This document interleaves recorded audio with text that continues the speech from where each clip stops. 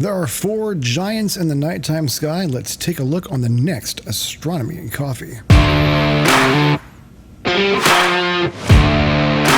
Hello everyone, welcome back to the show. I don't have coffee today, but I do have some chicken that I've been snacking on, so I guess we need to have a bit of a change.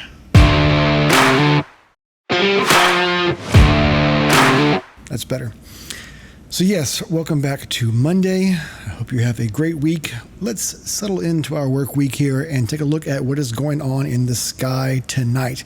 Well, we have 4 giants we can find in our nighttime sky. Let's take a look at where we can find those and some details about them that you may not already know.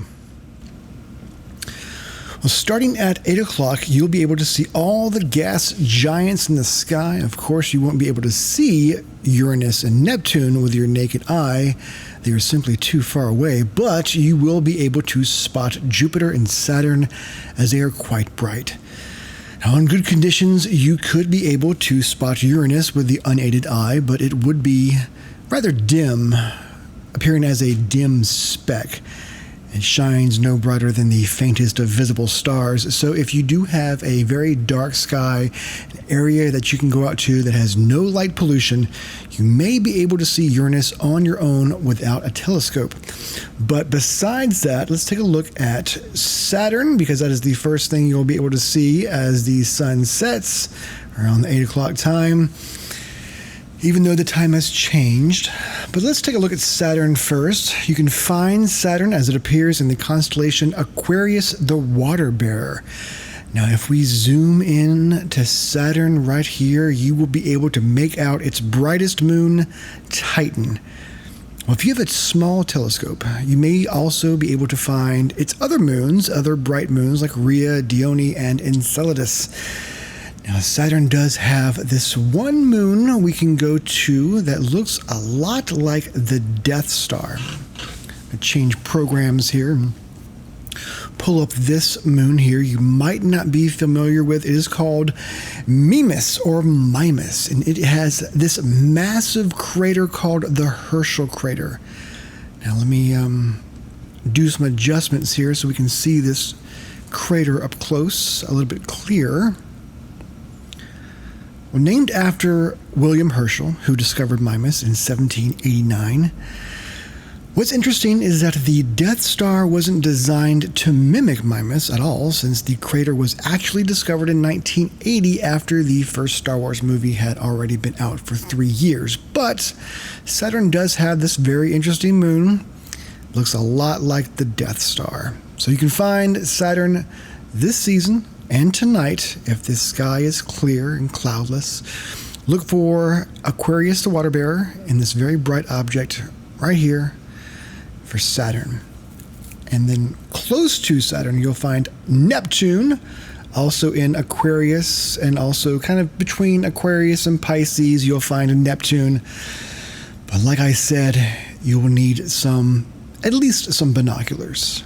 Well, if we zoom in to this one as well, we will see Triton. This is the largest of Neptune's moons, and what's kind of cool is that Triton appears below Neptune right now, which kind of mirrors the sculpture of the same name, Neptune and Triton. You see, Neptune is named after the Roman god of the sea, while Triton is the name of the son of Poseidon, who is the Greek god of the sea. So Neptune being his counterpart in the Roman myth. Now, whenever we zoom in, we'll see this dark spot on Neptune. This is the Great Dark Spot. Just like Jupiter has its Great Red Spot, Neptune has the Great Dark Spot. Now, much like Jupiter's spot, Neptune's spot is an anticyclonic storm with an interior that is relatively cloud-free. But unlike Jupiter's spot, which has been raging for centuries, Neptune's dark spots can last much shorter periods of time. For example, whenever Hubble photographed Neptune in 1994, the dark spot was completely gone. So these dark spots can come and go as time goes on. Well, next up, let's take a look over here at Jupiter, which can be found right above the head of Cetus the sea monster. You might be familiar with The movie Clash of the Titans, where they had the Kraken in that movie.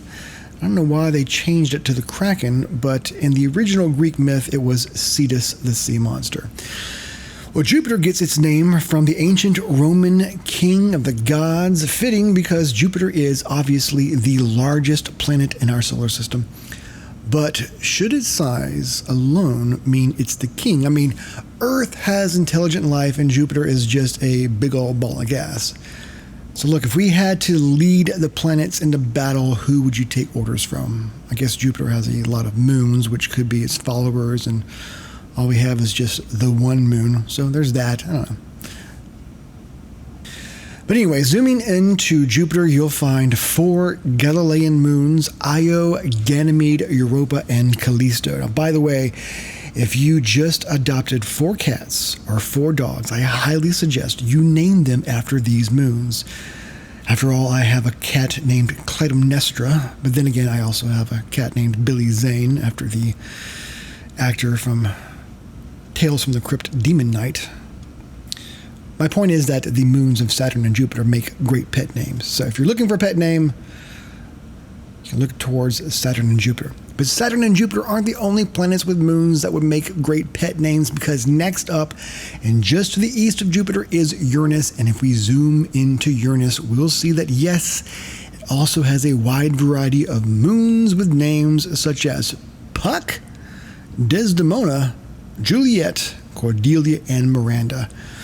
Uranus is unique in our solar system because it rotates at this 90-degree angle from the plane of its orbit. This makes it appear as if it's spinning on its side.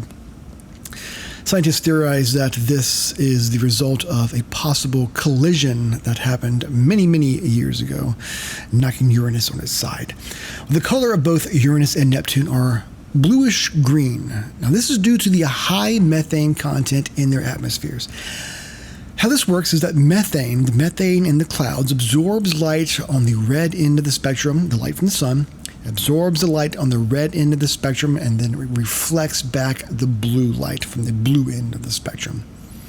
And speaking of William Herschel, who discovered that Death Star looking like moon of Saturn, Mimas, he actually wanted to name Uranus Georgium Cetus after the English King George III. Now, however, the name Uranus was chosen because Uranus was the Greek god of the sky. Well, that wraps things up. Kind of a short show. I just wanted to go over some of the gas giants we can find in a nighttime sky. And I wanted to say, if you have not been to the planetarium in a long time, I would suggest and recommend coming to see some of our newest shows, some of the best shows we have ever had.